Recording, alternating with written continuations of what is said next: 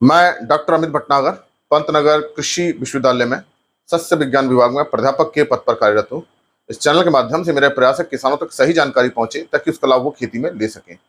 आज जो मैं बात करना चाहता हूँ वो एक उर्वरक की है 0050।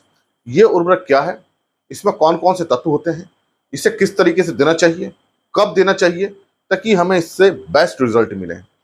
देखिए, बाजार में बहुत सारे उर्वरक आते हैं एनपीके के नाम से, और एनपीके का मतलब है नाइट्रोजन फास्फोरस पोटेशियम, लेकिन सभी में एनपीके नहीं होता है। उसके बैग पे क्या लिखा है इससे हमें पता चलता है।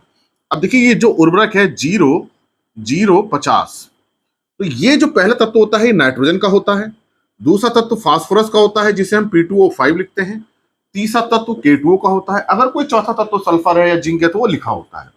तो ये जो उर्वरक है इसमें मतलब कि 0% नाइट्रोजन है, 0% फास्फोरस है और 50% पोटेशियम है। तो ये 50% पोटेशियम है और ये 0 है, इसमें 0 है। फास्फोरस और नाइट्रोजन 0 है, इसमें नहीं है। अगर हम दूसरा फर्टिलाइजर देखते हैं जिसे हम 12 32 16 जिसे हम कहते हैं, इसमें देखिए 12% नाइट्रोजन होती है, 32% इसमें फास्फोरस होता है और 16% इसमें पोटेशियम होता है। देखिए, जो फास्फोरस है उसको रासायनिक खादों में हम P2O5 के रूप में व्यक्त करते हैं और पोटेशियम जो होता है उसको हम K2O के रूप में व्यक्त करते हैं। तो इन दो अगर हम फर्टिलाइजर की तुलना करते हैं तो देखिए ये 12 32 16 में तीनों ही तत्व हैं, नाइट्रोजन भी है, फास्फोरस भी, पोटेशियम भी है। लेकिन 0050 अगर हम एनपीके इसका नाम बोल रहे हैं तो इसमें ना तो नाइट्रोजन है ना फास्फोरस है। एक्चुअली में ये SOP है, SOP, सल्फेट ऑफ पोटेशियम या सल्फेट ऑफ पोटेशियम, या इसे हम बोलते हैं पोटेशियम सल्फेट, पोटेशियम सल्फेट। तो ये हम नाम देखते हैं इसका, और इसका अगर हम केमिकल फार्मूला देखें तो वो पोटेशियम के साथ सल्फेट का साल्ट होता है। तो इतना हमें केमिस्ट्री डिटेल में नहीं जाना, तो इसका मतलब इसमें पोटेशियम भी है और सल्फेट भी है। तो इससे हमें दो तत्व मिलते हैं।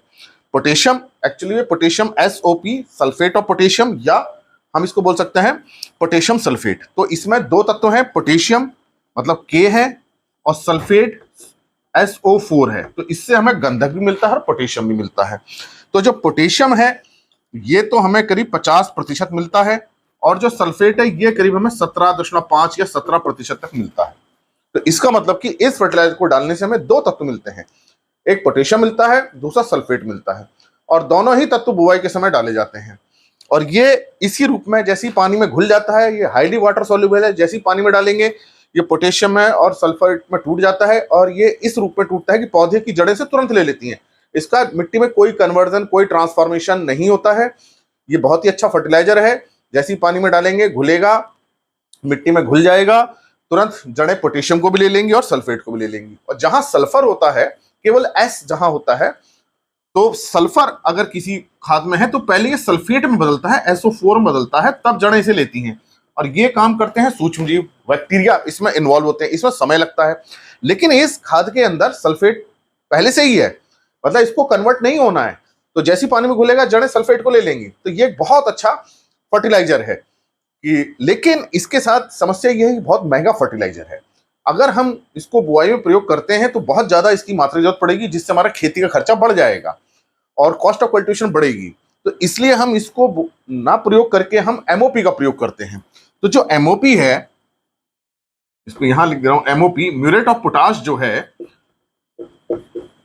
इसमें 60% K2O होता है और इसमें क्लोराइड भी होता है। तो ये थोड़ा सा इससे सस्ता पड़ता है, तो इसलिए हमें बुआई के समय MOP देना चाहिए। अगर MOP नहीं है तब हमें इसको SOP बोलते हैं, SOP दे देना चाहिए। लेकिन ये जो फर्टिलाइजर है, अगर आपने शुरू में MOP दिया है, उसके बाद पोटेशियम की डेफिशिएंसी आ रही है, या आपने नहीं दिया या कम दिया था शुरुआत में पोटेशियम, अब पोटेशियम की डेफिशिएंसी आ रही है, तब आप इस फर्टिलाइजर का छिड़काव करिए, क्योंकि इससे में दो तत्व मिलेंगे, पोटेशियम भी मिलेगा और सल्फर भी मिलेगा। तो दो तत्व दोनों ही इसेंशियल न्यूट्रिएंट हैं, आवश्यक पोषक तत्व हैं। तो ये बहुत अच्छे रिजल्ट देगा। तो छिड़काव हमें क्या करना है, छिड़काव में हमें ध्यान रखना है कि 2 ग्राम प्रति लीटर जो हमें मात्रा देनी है वो इसकी 2 ग्राम प्रति लीटर से ज्यादा नहीं देनी है।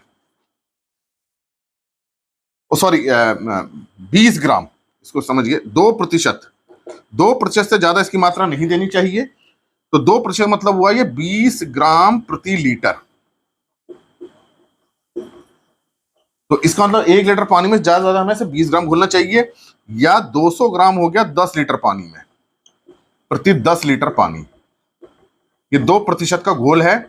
इससे ज्यादा हम देंगे तो पत्तियों के जलने का डर रहता है, तो इसलिए आप इसका छिड़काव कीजिए और इससे बहुत अच्छे रिजल्ट्स आएंगे। और दूसरा छिड़काव 15 दिन बाद कर सकते हैं। तो 2% का मतलब है कि आपको 1 लीटर पानी में 20 ग्राम घोलना है, या 10 लीटर पानी में 200 ग्राम घोलना है, या 2 किलोग्राम हमें घोलना है 100 लीटर पानी में। तो 1 एकड़ में करीब 200-250 लीटर पानी लग जाता है। तो अगर हम 1 एकड़ में करेंगे तो 200 लीटर पानी लगेगा, तो ये 4 किलो लगेगी इसकी मात्रा। तो ये 2% का मतलब इतना, ये मात्रा आप समझ सकते हैं। तो ये आप समझ गए होंगे कि ये 2 तत्व देगा, बहुत ही अच्छा है, वाटर सॉल्युबल है। बुआई के समय अगर हम मिट्टी में देते हैं तो इसकी मात्रा बहुत ज्यादा जरूरत पड़ेगी, तो हमारा खेती का खर्चा बढ़ जाएगा। तो वहां पर हम MOP दे दें। अगर डेफिशिएंसी आती है पोटेशियम की, तो हम इसका छिड़काव करें। छिड़काव हम सुबह के समय करें, और गर्मी बहुत ज्यादा ना हो, धूप बहुत तेज ना हो, उस समय हम छिड़काव कर सकते हैं, या शाम के समय हम कर सकते हैं। तो छिड़काव जब भी करना हो, या तो सुबह के समय करें जब तापमान कम हो, और या शाम के समय करें जब ठंडक हो रही हो, मौसम में ठंडक आ गई हो। तो इसका छिड़काव करेंगे तो इसके अच्छे रिजल्ट्स आएंगे। तो ये SOP अब आप समझ गए होंगे। 0050 NPK अगर हम बोलते हैं तो इसमें ना तो नाइट्रोजन है, ना इसमें फास्फोरस है, केवल 50% इसमें पोटाश है। तो इसकी मात्रा मैंने आपको बता दी, 1 लीटर पानी में 20 ग्राम से ज्यादा आपको नहीं घोलनी है। आप 10 ग्राम 15 ग्राम इतनी मात्रा रख सकते हैं, 20 ग्राम से ज्यादा मत रखिए, क्योंकि इससे ज्यादा रखने पे हो सकता है कि पत्तियां जल जाएं। इससे अच्छा ये होगा कि हम दोबारा स्प्रे कर दें, पत्तियां जल जाएं, फसल हमारी खराब हो जाए। ज्यादा कंसंट्रेशन डालने से डर होता है पत्तियों के जलने का।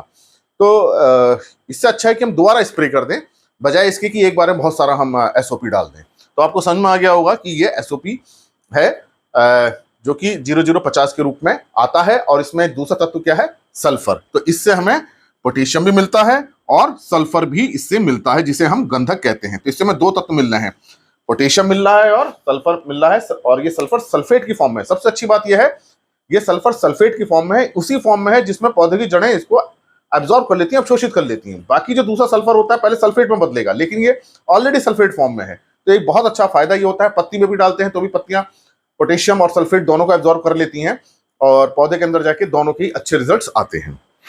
तो आप समझ गए होंगे कि ये पोटेशियम सल्फेट फर्टिलाइजर ही 0050 है। इसी प्रकार के लेक्चर्स को देखने के लिए कृषि किसान प्लेलिस्ट देखिए, बहुत सारे लेक्चर्स हैं इस प्लेलिस्ट पे एग्रीकल्चर के कोर्सेस से रिलेटेड, आप उनको भी देख सकते हैं। और अगर चैनल सब्सक्राइब नहीं किया तो सब्सक्राइब कीजिए। धन्यवाद।